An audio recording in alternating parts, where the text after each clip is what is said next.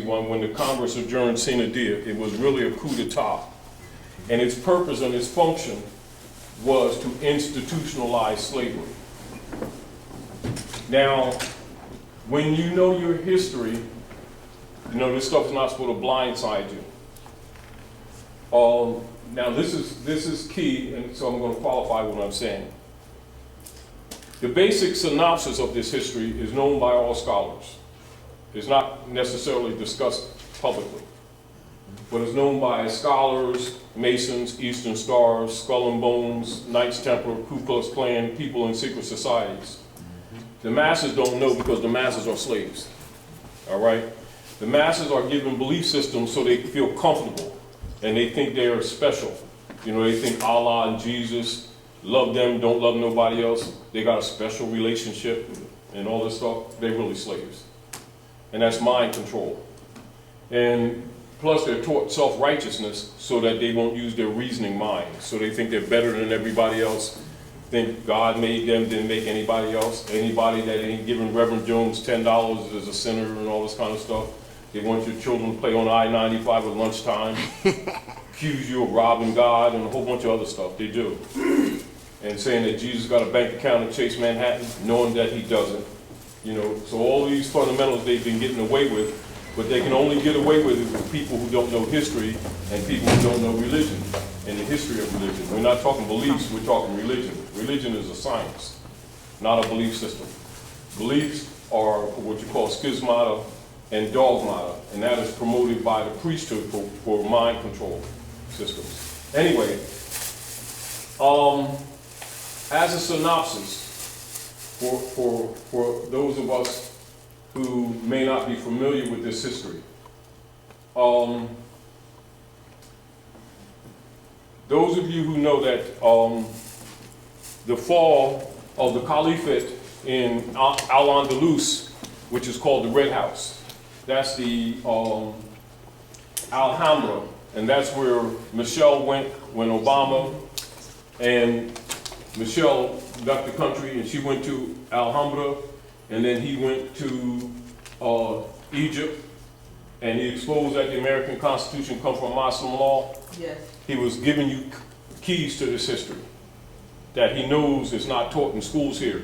Everywhere around the world knows. So he's Kenyan. Keep in mind, he's not black. Black is a brand. Mm-hmm. He's a national. He honors his mothers and his fathers. He, you know, only people who dishonor their mothers and fathers think human beings are crayons. That's how you can tell the difference between civilized people and uncivilized people. Uncivilized people don't honor their mothers and their fathers. So when you see people running around talking about human beings are crayons, they're considered black. Well, that means death. That doesn't mean complexion. It means dead in the view of the law. And that's a tag that's put on people of Asiatic African descent who have been defeated and put and registered on 55 Water Street as Christian property. That does not mean spirituality.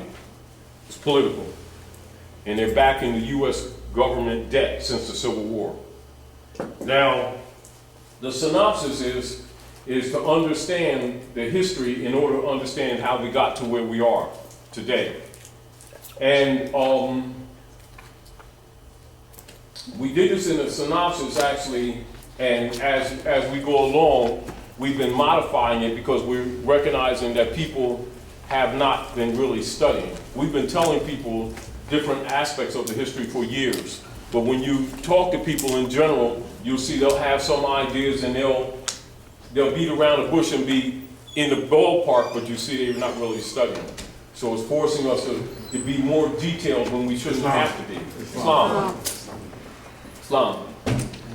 And so the feudal law coup d'etat is actually the Congress for the United States adjourning sine die.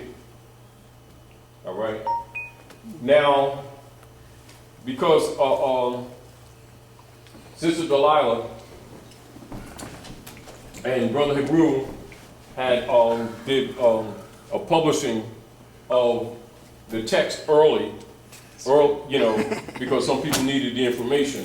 So I'm going back over it because this wasn't really supposed to be published later, till later. So put the candles on the, you know, I was inspired. candles are inspiration. Anyway, Raise the stakes. so, yeah. And for those who don't understand this history, when you understand this history, when you have a knowledge of this history, you actually can look at timelines, and you can look at legislation, and you can look at political operations on the planet, and you'll understand why Noble Drew Ali set up the old Canaanite temple in 1913. Now, if you don't know this history, you could still appreciate what he did, you know, and you can look at it and study it from both a historical and a political perspective, but you would not appreciate it fully or really have a full understanding of it if you didn't know the real history. All right, so this is the history. The Moorish Empire was falling. And as you know, when you trace history from the Punic Wars on up to the Christian Crusades, on up to the Battle of Tours near Poitiers-French, 732, even up to the Battle on Lake Michigan, 1812, with the Baton Rouge, etc. And that pretty much is the last major battle of the Moorish government before the absolute fall, 1812. Now, for those of you who kind of have an idea of what you see in social politics in North America and in European nations, it would confuse people who don't know this history, because their concept of what they think people are and what they think people are not, what they think religion is and what they think religion is not. So it will confuse them when they know that Thomas Jefferson, John Adams, and the so-called founding fathers all had Korans. Do you understand? For those who don't know the history, because their concepts, the way they're trained, making them think that, you know, Christians got the Bible, Muslims got the Quran, Buddhists got the Vedas and stuff like that, you know, where the truth is all high priests have all the books. The only people that have single books are people who are under control. Are we clear? Yeah, that's what keeps, see, so they keep the masses divided against each other, sticking each other with toothpicks, talking about, I got the best God type thing. You know, in the name of love. They're the most hateful people you can find. Seriously, they're dangerous. Believers are dangerous. Yes, they are. They're very hateful people. Yes, they are. And very self-righteous, and very judgmental. And foul at the same time, doing all the dirty stuff they accuse everybody else of doing. But we need not go into that. The history supports that. However, getting back to the point, most people, except people in your higher degrees of your secret societies, don't know that the land is Morocco. They think that this land is the United States. They don't know that the United States is a private corporation registered in France. Masons know it. So the code in Masonry for North America, Northwest Africa, North Amexem is called, they refer to it as, themselves as, quote unquote, the keepers of the North Gate. That's the cosmological term for North America. So when you hear Masons refer to themselves, Shriners refer to as keepers of the North Gate, they're talking about the North Gate of the universe, land of the Moors, all right? That's why everybody that's in power must be a Mason or Eastern Star, even if they deny it publicly. They'll deny it publicly, know that they're Masons. That includes all your big-time ministers. Martin Luther King, Sullivan, Gray, all of them Masons. Jesse, all of them, while denying it across them pulpits.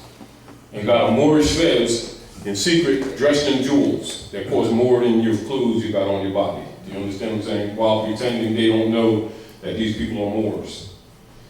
And so that's the great Masonic secret, is the people themselves. These people who think that they're black and green people, and doesn't matter what color you are and all that kind of stuff. You know, they're really registered on 55 Water Street as Christian property. They're stopped back in the United States corporation debt since the Civil War. All right? Now, so this, so whereas in the school systems, when the Congress adjourned sine die, May the 10th of 1861, they refer to it as sine die for the masses, but the scholars, the professors, and the politicians, and the high priests all know that it was actually a coup d'etat, an overthrow. Are we clear? Yes. Clear. In the synopsis, this is basically what occurred. After the caliphate fell in Al-Andalus, Al-Andalus is later called, not at that time, later called Spain. So when you hear scholars talk about the Moors in Spain, and one of the famous books is Stanley Lane Poole's book, The Moors in Spain, and you see other history books that aren't usually available to the average person, and definitely not in the school system. They'll say the Moors in Spain, but that's kind of misrepresentation because it was not called Spain until after the fall of the Moors. Are we clear? So we got to put things in time cycle. But at any rate, the Alhambra is the Red House. And so after the palace fell, the popes of Rome set up a world global trust to control and to administer the lands and peoples conquered under the Spanish Inquisition for the Queen of England. This is, i.e., European colonial operations on Earth plan. Say it again. All right. Global World Trust. It's called Global World Trust. Sometimes they refer to it as the World Global Trust.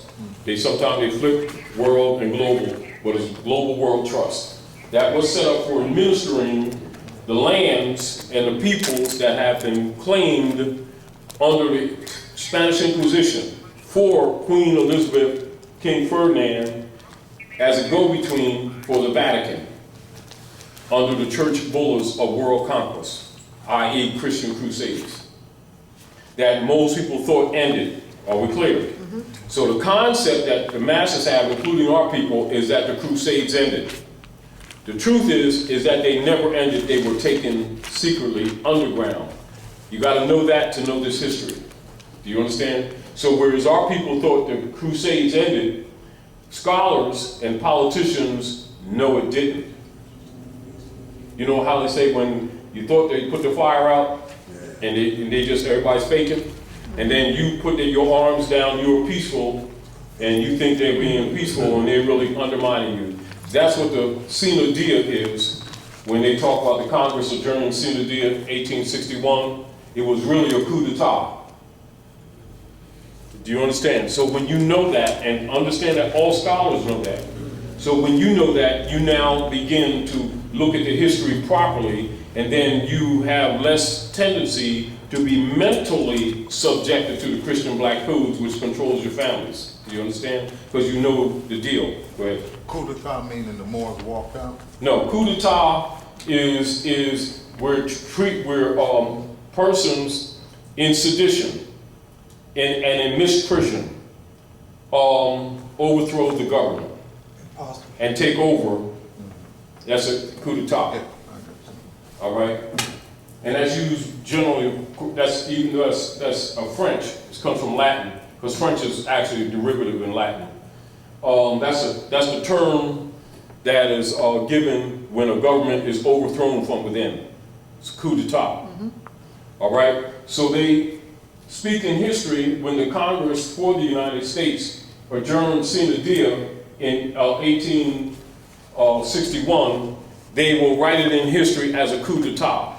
But Masons and scholars know, they'll write it in history as the Congress adjourning sine die. That's how it's written in history. But the scholars and the writers really know it was a coup d'etat. This is so that the masses aren't informed how they really got in slavery. See, because this whole slave game is also misrepresented. The so-called black diaspora, half of that is fictional. You were already here. You understand? And it's your land too. And it ain't India and we ain't Indians either. But Is that why when they pass laws, they call it an act of Congress, because it's more like a play, you know what I mean? because they are actors. That's what I always got out. They are actors. Yeah. Now, so in a synopsis, Just hear this out and make sure you get this very clear, because we're not going to focus on this because we've been over this continuously for the last couple months to get people grounded. We'll talk about it, but because we know that everybody's not up on it, you need to understand it to understand the politics, because if you don't know this history, you will not understand the politics. And your concepts absolutely will be wrong. Do you understand? And of course, when it comes to you preserving your estate, you're at a disadvantage because the politicians already know as soon as you start running your mouth that you don't know the real history. Because your words will immediately tell them. Because when your knowledge changes, your language changes. And remember, culture is in the language. Now, Benjamin Franklin, who's later to be designated as one of the ministers plenipotentiary on the protection of Sidi Muhammad, the Sultan of Morocco, roughly around 30 years before, it was being discussed and negotiated between what would be written in history as the Christian nations. Not to be confused with people keep thinking of Jesus. It has nothing to do with Jesus, it's Constantine. And understand that Europeans use Christianity as a front. They're really Constantinians. Are we clear? And understand the one that they call Jesus, Jesus is a password. That's not his name is Yahushua. And they changed that at the Nicene Council. It's not a translation, nor a transliteration. His name was Yahushua. And their mission was to hide the history, but to use the trust that the people had in him to make the people think that they were doing something good and spiritual. And so they voted during 325 AD, it's called the Nicene Council. Because the name of the creed is really the Niceno-Constantinopolitan Creed. That's the official name of the Europeans' version of Christianity. They won't tell the people that, the preachers won't tell the people that because they got a 501c3 skull and bones kickback agreement. And if people know the real name of what they're getting from the reverend in the church, after a while somebody dawns on, it may dawn on children before it even dawns on adults. The child says, let me see, the Niceno-Constantinopolitan Creed. Does that mean Constantine? So they can't have that. Because these people really been worshiping Constantine in the name of Jesus. This is why we're not successful. And all you see is poverty, death, jail, broken families. And they're all talking about how saved they are. And all you see is destruction in the communities. Of course, it's hypocritical. And of course, they're claiming to love Jesus, but they're really worshiping Constantine and paying for their own slavery. And of course, too arrogant to admit it, but understand this as scholars all know it, and so does the Reverend. This is the reason why they will never admit to the masses that they're Masons. And they're all type thing. They keep the people busy. And is this a dark shadow? Oh, that's the devil. Oh, they don't know the Lord. Oh, that's the devil. Everything peanut butter sandwich don't have jelly. That's the devil too. You know. Meanwhile, in the real world, they institutionalize slavery. So, and this is what people need to know. You know how like when people keep saying slavery's been institutionalized, and if you ask them to give the record and show the record how it was done, they couldn't show you the record. They just talk about the system. The system did this and the system did that. Name the system. They can't name, but they keep making these statements. The system is the unum sanctum policy. All right, that's the system. And the operation, the military operations to bring it into fruition is the Coup D'etat of 1861. Are we clear? All right. Now, after the Moorish government was falling, they started negotiating and talking about making a treaty. And this is why the Treaty of Peace and Friendship, which Obama talked about when he went to Egypt, is the world's longest running treaty. Are we clear? Yeah. And the treaty supersedes the Constitution. And the Constitution is an equity contract that seals their obligation to the treaty.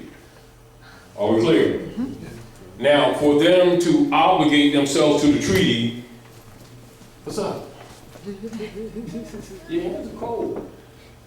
You got a car? Oh man, look at this. Oh. Boy, see that car? You got a car. Oh, wow. Just got the car and stuff, man. All right. Anyway, so negotiations were taking place in history because they wanted to stop the hundreds of years wars between the Muslims and the Constantinians who are coming under the tag of Christianity. This is from the Punic Wars on up to the Battle of Tours. All right?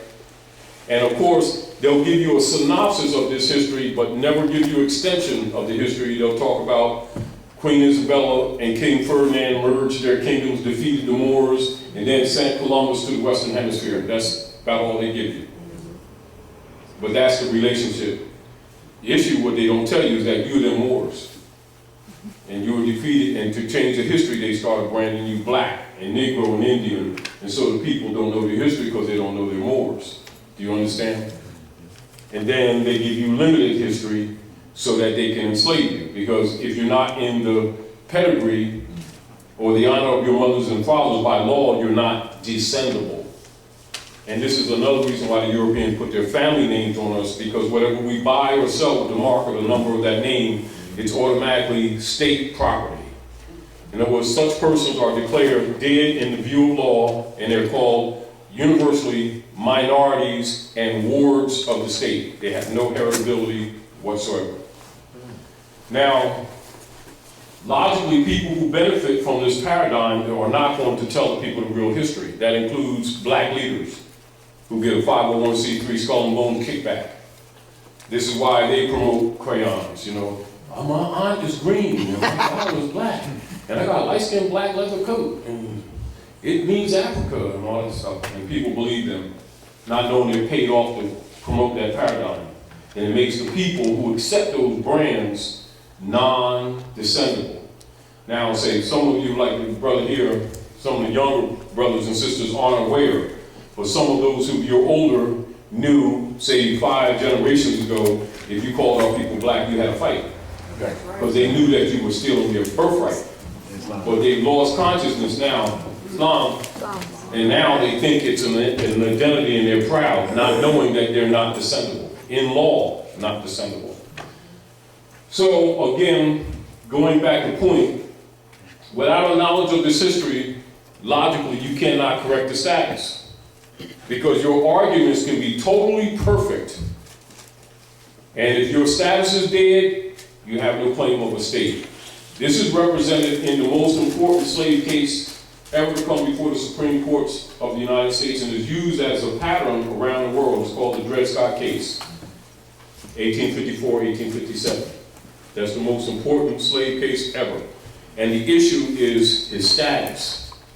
Fake scholars will keep talking about racism, which is a diversion argument. The issue is status. All right? Claiming to be Dred Scott, which he's not. You can't transact business in another man's name and then claim liberties or rights. It doesn't exist. Because you must honor your mothers and your fathers. That's what the foundation of the common law is based in. So understanding that, again, let's go with a synopsis of the history.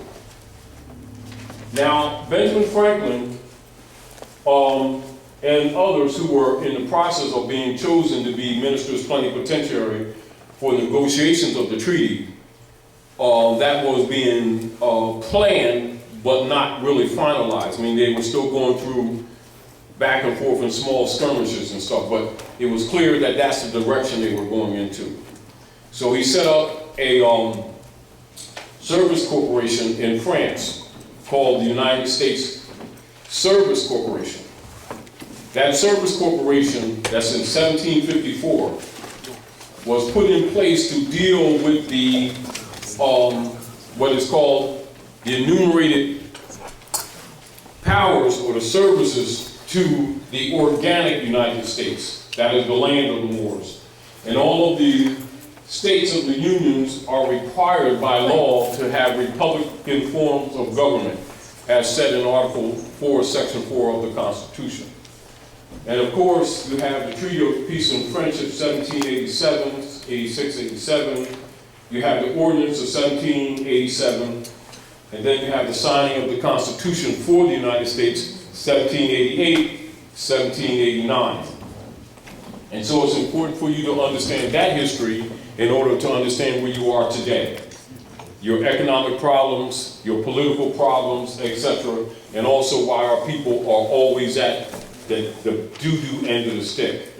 Because they don't know their birthright, they don't know their nationality, they don't know this is their land, and they don't know the politics. And they have never been taught religion. They've been taught dogma, which is counterfeit religion. And they've been given fiat, which is counterfeit, for money. All right? Now, counterfeit money, counterfeit presented for money, or in place of money. And then color of law, which is in place of jurisprudence. And this is pretty much what has been in operation at the North Gate. At the North Gate, pretty much what's been in operation. And so, again, you're here to get clear on those concepts so that other things that we talk about make sense to you. Because if you don't know this history, we can have discussions and it's interesting, but for the most part, it's over your head. And yet it is basic enough for a child to understand if a child knows the history. All right, so Benjamin Franklin set up Service Corporation 1754 in France to do the service contracts, usually referred to as enumerated powers. John Hanson, as we adopted the format for the operations in the North Gate, John Hanson, who was a Moor, 1781, they made the ancient seal for him. The ancient seal of the ancient Moabite nation is called the Great Seal. And that is the seal with the Eye of Horus on the top of it. If you go to the Library of Congress, they'll say it's the Eye of Allah. All right? And he's the only president that's ever used that seal. None of the hybrid presidents use that seal. The hybrid presidents only use the bird, the Roman bird. But you'll see both seals on the back of the note. All right?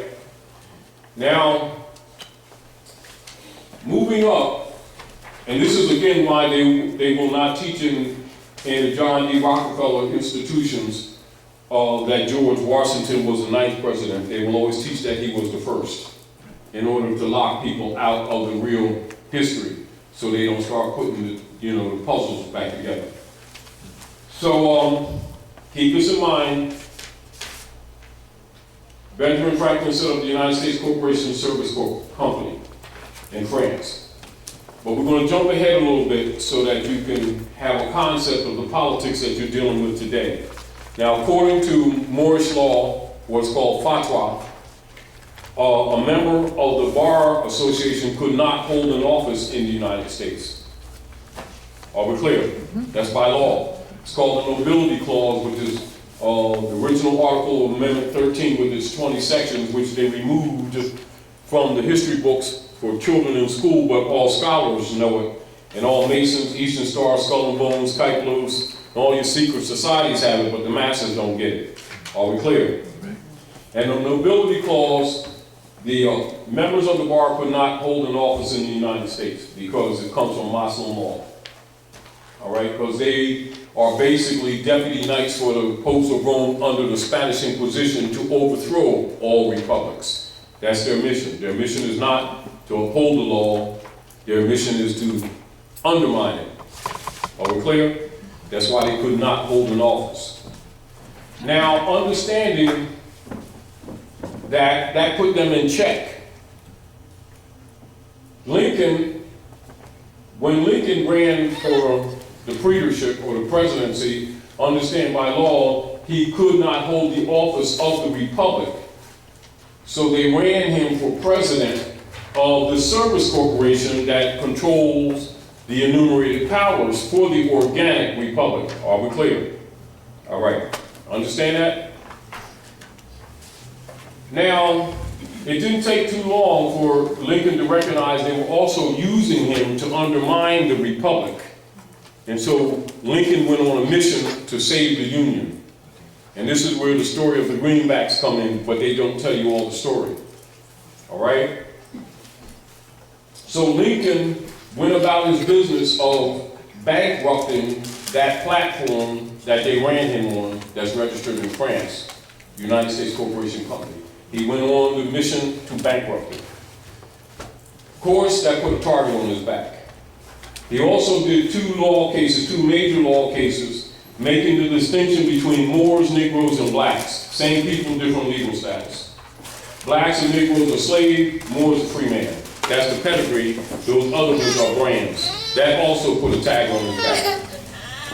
Knowing that they were using him to undermine the Republic, he bankrupted the United States Corporation Service Company, and he also did a case that he won for Charles Chinquapay, who was a member of Opus Dei.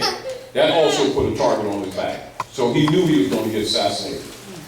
So he did the Emancipation Proclamation with addendums to it, whereas the rightful heirs of the land and the principles of the treaty would be enforced because he knew they were undermining the Republic. So the Emancipation Proclamation, within its structure, was the projected formation of the Bureau of Refugees, Freedmen, and Abandoned Lands, loosely referred to as the Freedmen's Bureau. And every man, every woman, every child, minimally would get 40 acres and a mule, which would have given all the land back. This also put a target on his back. But they're actually battling. You got to understand what he was dealing with. He already knew he was going to get assassinated. He already knew they were using him to undermine the Republic. He bankrupted the United States Corporation Company, that platform that they ran him on. All right, keep this in mind. So he knew he's out. The Freedmen's Bureau, they killed Lincoln. The Freedmen, they modified the Emancipation Proclamation 3 times before it was issued. 62, 63, they modified it, 65, they modified it. Still, it was detrimental to the intended coup d'etat. So 1860, Lincoln bankrupted, he successfully bankrupted that United States Corporation Company in France. All right? 1861, May the 10th, the Congress did a coup d'etat. It's written in history as sine die. It's coup d'etat. They killed Lincoln. Later, they killed Lincoln. And of course, the Freedmen's Bureau, sign in. The Freedmen's Bureau, the people were to give back their names, their religion, and they're supposed to be what they refer to as repatriation on the land. So you're supposed to be giving back your name, your nationality, and land. You're supposed to give enough finance to support it, etc., stuff like that. So the Freedmen's Bureau was opened up roughly 3 years. They squandered the finances and shut it down. But what they also did was continuing their secret coup d'etat, is that they designated the corporation that Lincoln bankrupted in France as person. And then they created a double stock trust system. So they could be the beneficiary and the administrator. Because you already know in trust law, you can't be the administrator or the trustee and the beneficiary. So they created a double stock trust system, and they backed the United States Corporation debt that Lincoln bankrupted in France on the backs of the descendants of the Moors, branded them black and stock, and branded them monkeys. Negro means monkey.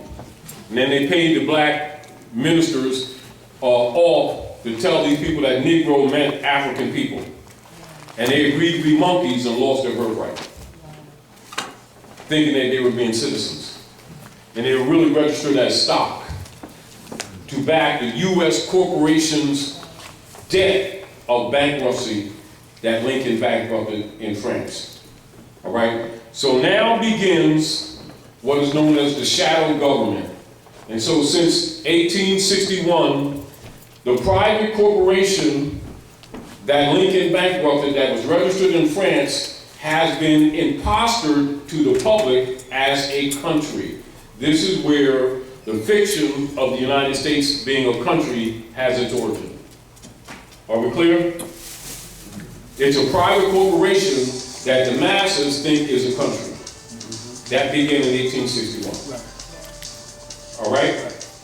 And so when you see our people keep calling the United States a country, you already know they're under the spell and that they don't know anything about their nationality and their birthright. Are we clear? Yeah, please silence your cell phones if you haven't already, please. All right, now, excuse me. So this begins the shadow government, and keep in mind, and the modification or the cover-up of the republic, which is the true agreement between the Moors and the Constantinians to stop the hundreds of years of wars between the Muslims and the Christians. That's what the United States Republic actually is.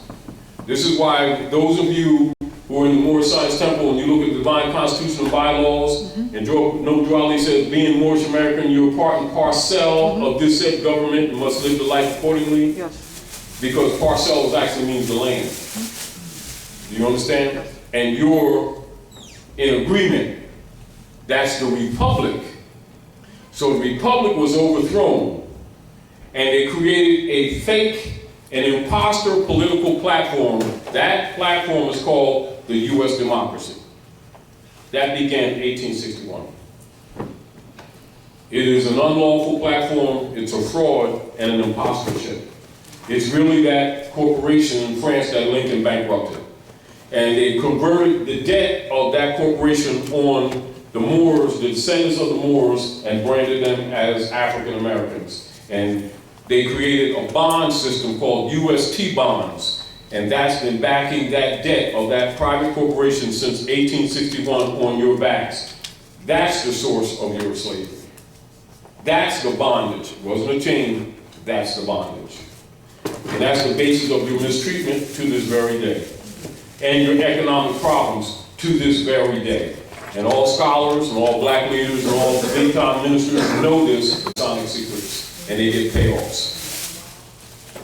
That's why they can get $60 million airplanes with no conscience, wearing $3,000 suits talking about it's Jesus' half, and these people believe them, not knowing they're working for the very Romans that lynched the prophets.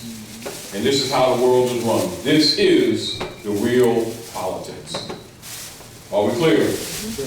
And logically, most of our people don't know this information because it's held back from them, except if they're in their higher degrees of Masonry, or Eastern Star, Knights Templar, Illuminati, Knights of Malta, Knights of Columbus, Kyklos, Ku Klux Klan, Union Guard, White Camellia, ETC, Knights of Malta, etc. All those upper degrees know this history, and you're the only ones that's not giving this knowledge because you're the food. Do you understand? And this is why they prepared in fake scholarship that you were brought from someplace else to disconnect you from the land. Are we clear? All right. Collectively, that body of information is called the Great Masonic Secret. And then as soon as you get near that information, they start talking about devils so that you don't look at it, when it's really your history. Are we clear? And this is also why, for those who, again, this is redundant, for those who don't understand it, why anybody in power must be a Mason. They know that, but they don't necessarily know why. Do you understand what I'm saying to you? They see it and don't necessarily know why. And then if they ask, nobody talks. Or they start saying, oh, it's too deep for you. It's God. You don't question the word of God. And people get starry-eyed and everything. They go into a stupor. And then they take their lunch money and give Jesus a set. He never gets it, though. But you know, but. And it's worked. It really has worked for quite some time. It still works, too. Say again. People keep sending their money. Got to speak louder. People keep sending them their notes to charities when they tell you that they only give 1% of whatever it is that they get to a charity. So If that. taking care of the family, right? If If that. If that. But people See, this is what has happened. People, they won't admit it, but people pretty much know they're hypocrites. But when you have a bunch of hypocrites together, they feel good about themselves, so they feel comfortable. Yeah. They know daggone well that them little babies, where they got flies all around, they don't ever get fed. And I mean, we don't even need to go into that. And so the people keep on funding these institutions, knowing that children don't get no finance, no poor people get it in Haiti and whatever else. But since they're believers, that's what they deal with. And then they feel good for them. They throw, Allah around and Jesus around like passwords, and they feel good about themselves. And the miseries of the world continue while they be hypocrites, which they absolutely are. Not just the people who steal the finance, the ones that keep giving it to them, also hypocrites, participating in that crap. Rather than take responsibility to start fixing this mess. So anyway, so as a synopsis, so keep in mind that that's a United States shell. That's a shell corporation. So let's make a synopsis so that you can have a little bit of understanding what's going on. What's up? What's up? What's up with your technical skills in the building? He said, "What's up?" Real car. He said, "What's up?" too. What's up, man? What's up? So keep in mind, this is a corporation in France, United States Service Corporation. Right? Lincoln bankrupted it. Okay. Yeah. He said, "All right." So 1781, they perfected the political platform. 1781, and that United States Corporation Company to transfer the debt on the descendants of the Moors, designated as African Americans. February the 2nd, 1781, they registered that in Guam and in Puerto Rico. Are we clear? Puerto Rico was really Puerto Rican. All right, so they registered Puerto Rican. That's 1781. That United States Corporation lasted up until 1913. Noble Drew Ali, Anayamwea, that's what you call Cherokee. I'm from Cherokee, speaking on behalf of the true heirs of the estate and enforcing the Treaty of Peace and Friendship, Ordinance of 1787, and the Constitution for the United States commanded to the Queen of England to honor the treaties and the Constitution and make sure that the rights, or what is called restoration of rights to the rightful heirs, who they branded Negro, Black, and Colored Indians, that they be put back in their proper person and that the estate be restored to them. So we set up what's called the Old Canaanite Temple to start the processes of teaching the heirs to the world's largest estate of their heirship. Meanwhile, they think they're black and Negro and a whole bunch of other things, and they're really Moors. So now you got heirs to the world's largest estate, don't know who they are, don't honor their mothers and fathers. They're declared non-descendable. They think human beings are crayons, and they're transacting business in Europeans' names, which makes them non-heritable. Meanwhile, the Europeans living off their virtues. So in 1913, Drew Ali sets up the Old Canaanite Temple to start the processes of enforcing the original organic Constitution and treaties. All right, that's 1913. Woodrow Wilson meets with the Jesuits of Jekyll Island, Georgia, and representatives of the Banks of England, and sell the government in order to undermine Noble Drew Ali's action, 1913. All the lands of the Moors in North America was held under what is known as aboriginal titles. So write that down, aboriginal titles / allodial title, allodium. Are we clear? All properties held in allodium. Are we clear? Until 1913. And then they sell the government, and then the board of directors of the United States Corporation Company pretending to be Congress, because remember they're fronting ever since 61. They're really board of directors. They convert all of the allodial titles into mortgages and deeds, 1913. Are we clear? That shell corporation lasts up until roughly around 1928. Meanwhile, Noble Drawley in 1925 set the old Canaanite temple and registered as a civic organization. And with the support of Marcus Mosiah Garvey, was starting to teach government to the people because they were already being taught nationality. They're already being taught nationality, and so now they're being taught government structure for the restoration of the estate. They assassinated Noble Drawley in 1929, and then tried to create another shell, but it collapsed anyway. So that United States corporation collapsed. So a couple of years after they assassinated Noble Drawley, which is called House Joint Resolution 192, 73rd Congress in session, June the 5th of 1933, they create a fake bank holiday, steal the gold, create the Gold Act, and under the secret treaty of Verona that was already established in agreement, they start sending our gold to England. And it's split between the Vatican and the Queen of England 60-40. All right? That's the fake bank holiday, 1933, that they call the Depression. It was fake. Then they set up another United States Corporation Company for this other shell. Notice that these shells, all of the United States, they're all shells. That United States Corporation Company was set up by Franklin Delano Roosevelt. And because Noble Drawley having taught these people their estate and people are starting to declare their nationality, they're still confused, they're still learning, but enough to get the world's attention. So now it's starting to affect the T-bonds because the T-bonds are no good because they're backed up on our estate. Not money, on our estate. Do you understand? Since the Civil War. All right. So now nations are starting to get trepidation because these bonds that they've been buying is no good. So the United States goes into depression because nobody's buying the bonds. Are we clear? Mm-hmm.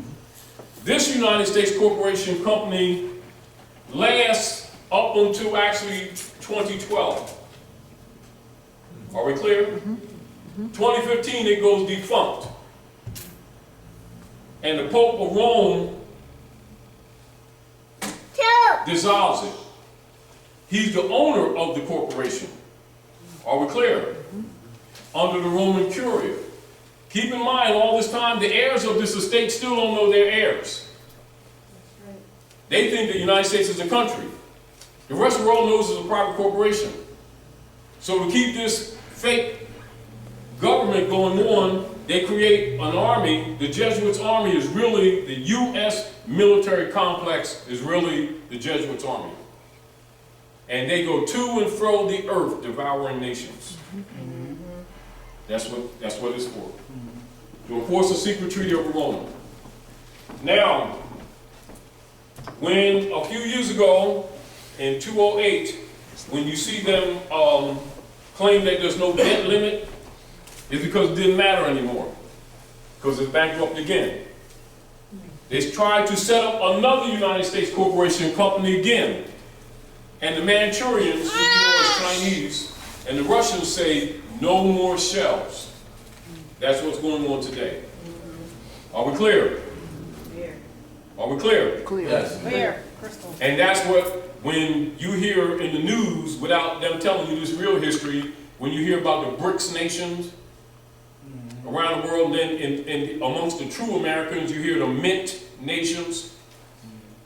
Now the BRICS nations and the Mint nations have merged. That's the uniting of Asia to counter European colonial operations on Earth planet. And they're dumping the T-bonds as quickly as they can without crashing their economies. Although everybody's going to be injured by it, they're letting the harlot burn. Are we clear? Wow. Now, to cover this up, because the nations are dumping them T-bonds, they hide it by I know you've heard this quantitative easing. That means all bonds that they have out there, they've been printing day and night on top of them. So anybody got any value, any investment in anything that they have, for every bond they got is roughly a little bit over 300 more that's been printed already that they admit to. So they're really beyond worthless.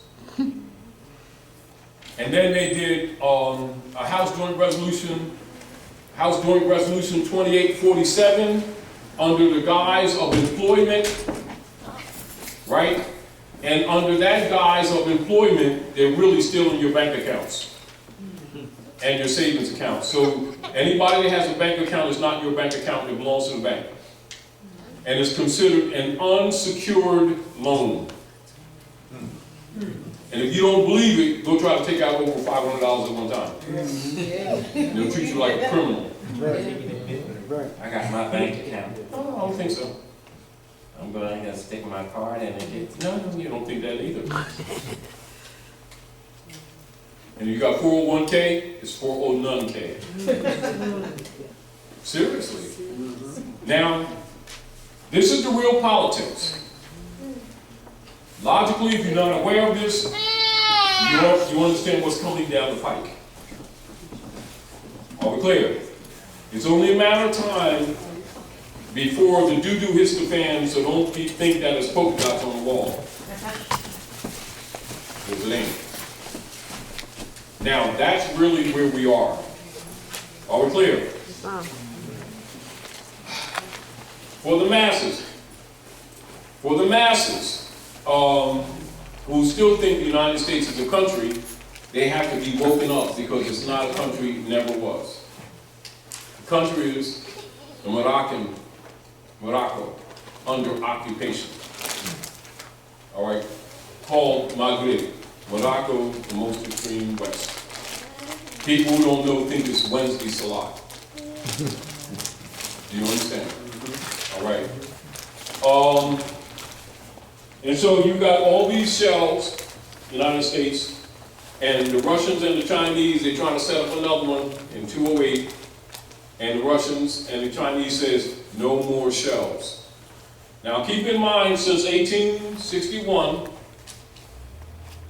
all these shell corporations, all called United States, that never was the country, that's a cover-up for the occupied country, which is really Morocco.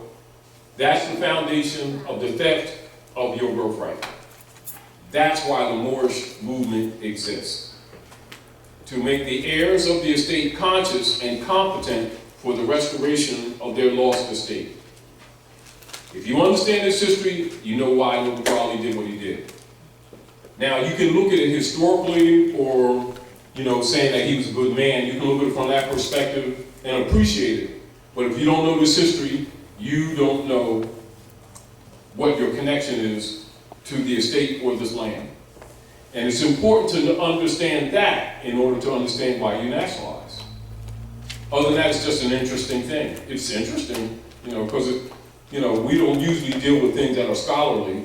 And so when people get this information, they say, oh, I'm nationalized. And it's interesting. But if you don't know this history, you don't know why you did it. And also, if you don't know this history, you lack information necessary to teach others who don't know, to inspire them to take responsibility, to honor their mothers and fathers and be heritable in law. Because that's where your economic problems begin, 1861. So people now think they are poor because they don't have a job. Job, job. Spelled the same. Long, no, short, oh, that's what the book of Job is really all about. Curse your God and he took all your estate. That's really, and that's also demonstrated in the Wizard of Oz, the movie. Go ahead, bro. Earlier you mentioned about China and Russia, but you didn't distinguish. You said China and Russia, whom they were stopping from setting up the... No, listen. You got to understand. That's why I gave you the history. Right. To cover up the bankrupted United States Corporation Service Company in France that Lincoln bankrupted. that debt is put on the Moorish estate, you're under occupation.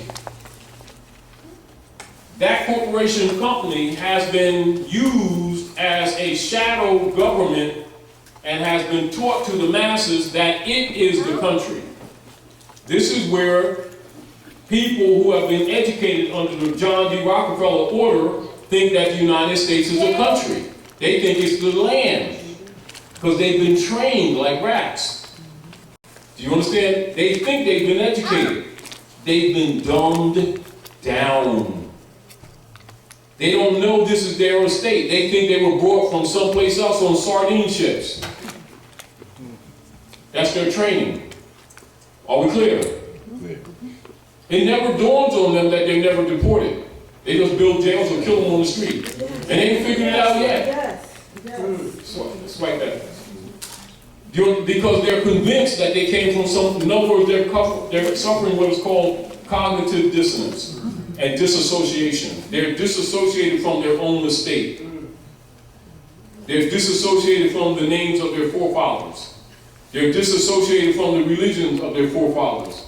They think they're Constantinians under the title Christian. They're funding their own enslavement. They think the Reverend loves Jesus.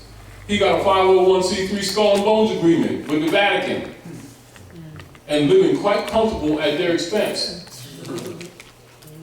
They really don't know the history and they don't know themselves. And when you bring them this history, they think you're trying to convert them away from Jesusness. They don't even know that J is not even used in language until the 1700s, solidly. Introduced in the 1500s, not used solidly. Jesus is a password. Now, all scholars know that. Do you understand? But people who don't have scholarship don't know that. They don't know that the one they call Jesus, his name is Yahushua. Do you understand? But anyway, that's the factual scenario of the politics on planet Earth. Not just here, on planet Earth. Are we clear? And all nations on the earth are subject to that except a couple. And they almost covered it all, except that the Manchurians said no more. This is the politics that you're seeing take place now in the world. Meanwhile, the heirs to the estate, most of them, not all of them, still think that human beings are crayons. So now you have the world's heirs to the world's largest estate, adults, not children, that think human beings are crayons, makes them not descendable. They honor not their mothers and fathers. They only honor the European. They call him Great White Father, which means sovereign. They think it means complexion. Then he exercises the sovereignty under his corporate entity, pretending to be the government, and they keep calling him the government, and they keep calling him American. He's European, but the heirs keep calling him American, giving up their birthright. And so this is where we are right now. Meanwhile, the world's economy is collapsing, and they're still playing crayons. This is where we are politically. Are we clear? It has to be corrected. Meanwhile, the Europeans are trying to kill them off before they wake up, because he's got to go back to England, Ireland, France, because that's their own. Do you understand? And they've gotten comfortable in the North Gate. Are we clear? Here we are today. This is what your nationality and nationalization as a political operation has its nature, root, and purpose and function. Are we clear? All right, that's your history. All right? That history in a synopsis, and there's more to it, but in a synopsis, that general history, the knowledge and philosophies that surround it, the history is codified, told in signs, symbols, and allegorical stories, and is designated universally as the study of mother and son, symbolized as Isis and Horus on her knee, and the Constantinians duplicated it with an image of what they call Earth and Sun, Mary and Jesus. The study is called Ma and Sun Study, or Masonry. Masonry is Islam. Do you understand? That's why all of their signs and symbols are Eastern. That's why the founding fathers have Moorish feathers and don't talk. Are we clear? That's why Jefferson and all of them had Korans. They're not scooped up, they're running your imperial divan. Are we clear? So, before you can fix your economic, social, and political problems, you must know your birthright. So if you don't know your birthright, logically, you're not going to act on something that, because basically it's alien to you until you know it. You think it's somebody else. It ain't got nothing to do with you. You know, oh, that's interesting stuff. Oh, I know some Moors over there down on the corner.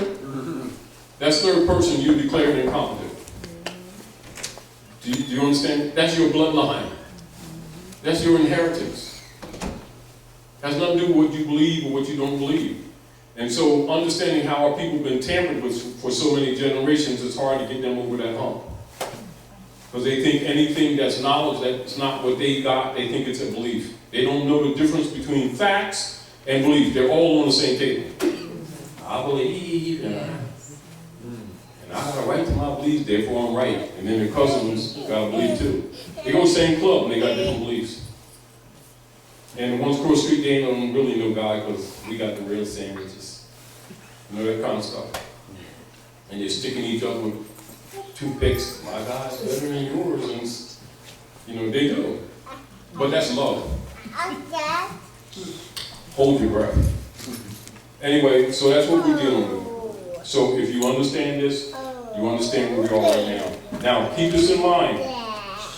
Last year, Obama, when the Pope came, all right, he came to back up the motu proprio that he had set in 13, which we talked about probably in 12 and 13, the motu proprio. And of course, they have rebellion within the ranks. And so he backed it up July the 10th with civil orders, and then backed it up July the 14th, which is the letter from Pope Francis to President Obama, to the Congress, to the Supreme Court, to the Bar Association, to the federal marshals, etc., to all persons in government, etc., the pretending to be governor, the acting governors, etc. And this is what the Pope's letter is all about. And so when you read the Pope's letter and you see United States written in uppercase, small case, minor, major, small u, United States Incorporated, all capitals, and grammatically structured with an incorporation, he's talking about these shells. So if you don't know this history, you can read the letter and it still goes over your head. Are we clear? Clear. This is why we share it with you and we tell you to analyze it. Because if you really don't understand it, your actions are incompetent, because the heirs must be competent for the estate to be restored. Because in the state law, if you have an heir to any estate that demonstrates that they're out to lunch, the estate cannot be lawfully transferred. And so it gives him mandate.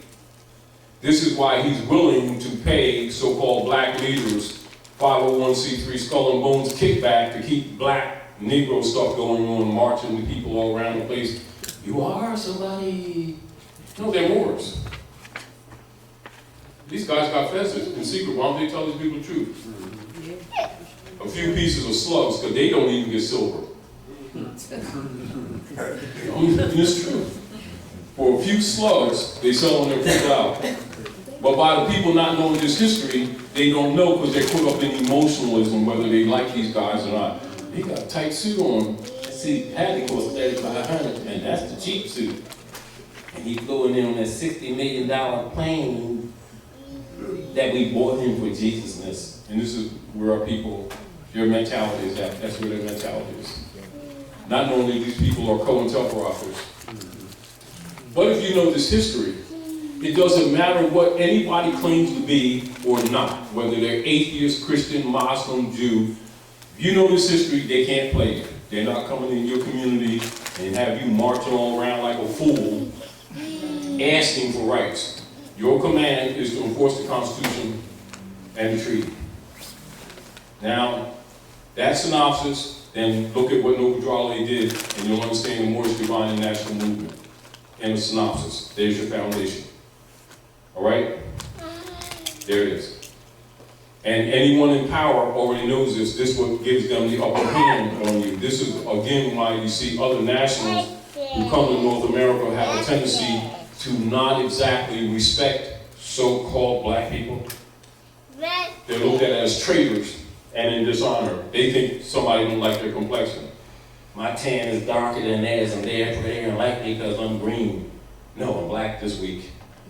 You know, they don't know which, every other week they call themselves something else. And so it confuses the civilized world, but people don't know that they're uncivilized. They think they're spiritual. They know Jesus and nobody else does. And that's how they pretty much operate, all right?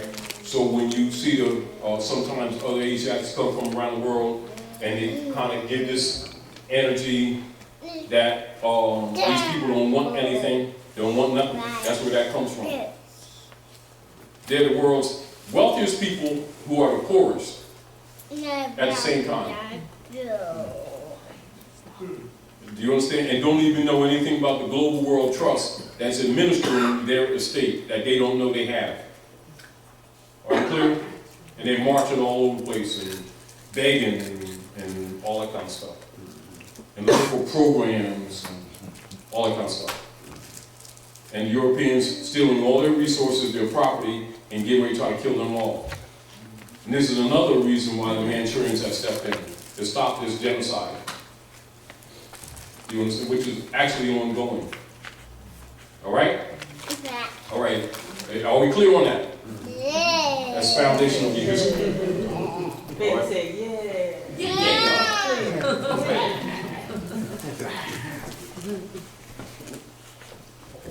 So anyway, so this is a synopsis. And so when you see the allodial law and the feudal law, coup. So when they're talking U.S. democracy, they're talking feudal law. When they're talking the republic, they're talking allodial law. Are we clear? So allodial is de jure. Feudal is de facto. Allodial is the republic. Feudal is the U.S. democracy. The U.S. democracy has been in operation since '61, and that's been administrating over your estate. So when you give homage to it, you're giving up your birthright. So you're giving this consciousness so that you can correct your language. Are we clear? Because every time you call him white man, you just called him sovereign. So don't get angry when he acts like a sovereign. Call him who he is. He's European. Are we clear? All right. The legitimate government is the republic, not the U.S. democracy. This is why you see them keep promoting, we want our democracy, and then the people with their dumb selves saying, yes, they're threatening our democracy. Let's work to preserve our democracy, to preserve your slavery. So, when you understand that, you understand, again, and this is a synopsis, the Clearfield Doctrine, and why the Clearfield Company in Philadelphia won that suit against the United States Corporation. Although they don't go into this history, you'll understand it once you understand this history. And this is important, and we remind people not to hesitate to use the Clearfield Doctrine in any argument in law that you have relative to foreclosures or anything else, so-called fake debt, credit companies, credit card, third party, interlopers, etc. Stare decisis issue is Clearfield Doctrine, all right? I'm trying to find that. And also the reversion of article, and this is for those who have a reversioner, and of course you already know this, I'm not lost at sea. I affirm my right of reversion of the state, and I make no claim with respect to the title, name, man of straw, nom de guerre being a title. And I surrender and assign any and all reversionary interests to the United States and subsidiaries for full acquittance, discharge, settlement, and closure of my reliance, Title 12, United States Code 95A, Part 2, and I assume no liabilities or debts whatsoever, and I do not consent to stand as surety for any point, moment in time. If you understand this, it's because you understand that history I just gave. So if they ever make claim on you or your property or anything, the synopsis of this statement covers your position. Are we clear? Because whenever you walk into any of those private tribunals, understand they're not really courts. They're human trafficking venues. And they're holding you as surety. And so you tell them, because this is back to them converting that debt of that United States corporation company on you since '61. That's what that's all about. That's where the public and the private argument comes in when it comes to the strong man transmitting utility UCC commercial operations of human trafficking, where you are the stock. All right? And also where the mortgages come into play since 1913, where the contract is dead and you're the pledge. Are we clear? So this is for you to understand these things so that you can think for yourself. Because if you understand this, a lot of questions that might arise, you will answer them yourself. Go ahead, sis. Mike. Yeah.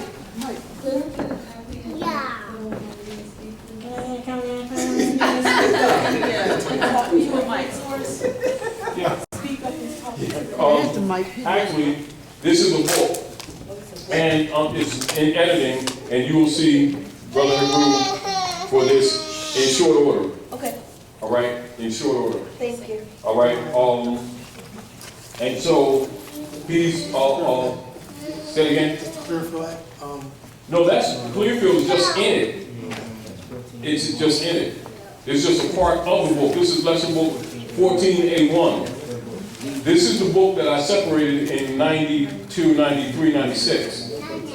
Because of the operations, knowing that we're infiltrated, and knowing that you have people in both government and institutions that would counter. And so I don't have the finance, but I do have the brain. So I separated it so that they could be caught later. Do you understand? Because they control the economics and institutions. So 14A, this book here, see this book? Hold this book up. Hold this. That's a synopsis. That's still being kept. Pull this up. That's the first part. CMA Certificate AA 222141, Moorish Civic Relations. This is actually the other half that I separated in 96. And also that's the one that other people use to start stuff like, say, Dr. York used this one. And he used 3 paragraphs from Agent Nuwabi and Moors. And other people have used that. But I already understood a lot of times this stuff would be misused and that you got forces against you that you don't know. So they're all dark priests. So not everybody uses it as dark priests, but you have to understand this is the real history. It's not in their interest for you to know this. So I separated it. And so I'm going to republish the next half now.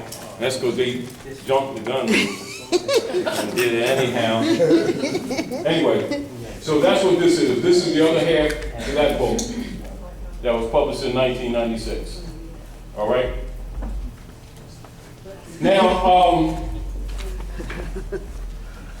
Now someone take liberty and read their paragraphs.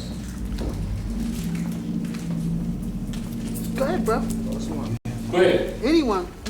No, No, go ahead, brother, you had a mic, go ahead. Don't start rapping. Whatever paragraph you turn the mic on. No. Yeah, that's it. Know that. His His glasses on. Okay. C4. Know that all the Glasses are on your forehead. You're looking for them. They for reading. Know that all the United States, U.S. politicians, industrialists, high priests, professionals, and historians, etc., are factually and secretly aware that the former Congress for the United States of America adjourned sine die on day 10th, May 10th, right? That's right. On May. Now this is where the editing comes in. Yeah. Go ahead. Go ahead, read. And drive by the motivations to Go ahead. initial predetermined plan in which they could administrate misprivilege, color authority, Misprision, peonage, arbitrary, and slavery. The above affirmative statement of reversion of the state may be made on the half, shall be made on the half in relationship to the rights, asserting concepts or related, relative, yes, a state associated context and declared by conscious and contemporary assertion, competent assertion. Assertor. Assertive. Thank you. next, Now, assertor, in another instance, in a claim, you might be called, what you would be called as an assertor, if you're doing a case. affiant, Affiant, yeah, what fine. else?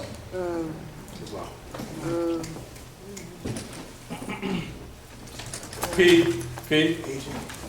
Islam. principal, What's the opposite of a defendant?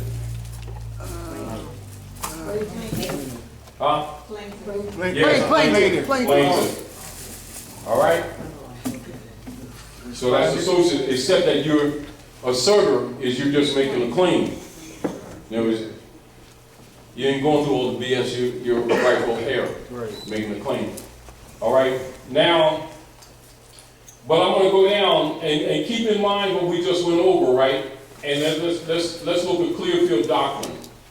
And understand that the Clearfield case is a case in Pennsylvania, and this is where someone stole a check from someone that worked at the Mint in Philadelphia and cashed the check. It was about $20.24. And the United States went after the Clearfield Trust Company for cashing that check. And the Clearfield Trust Company sent representatives to represent their corporate entity, and they won the case. Why did they win the case? Of this history that I just told you. That is not spoken of openly in the case, but that's the basis. So the Clearfield Company is essentially saying to the United States Corporation Company, y'all fool them dummies who think human beings are black. That's them black codes for them niggers. We ain't taking the hit. We gonna fight you on principle for that $20.24 check. $24.20. 20 cents, $24.20? Thank you for the correction. You can tell he's the one that edited the book.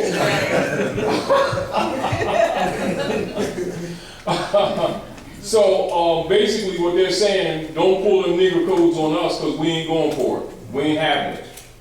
But now keep in mind, when people are having economic problems with the banks, et cetera, like that, those who really know this history will use the Clearfield doctrine, which is stare decisis, as a defense, and it's a valid defense, even with a traffic ticket.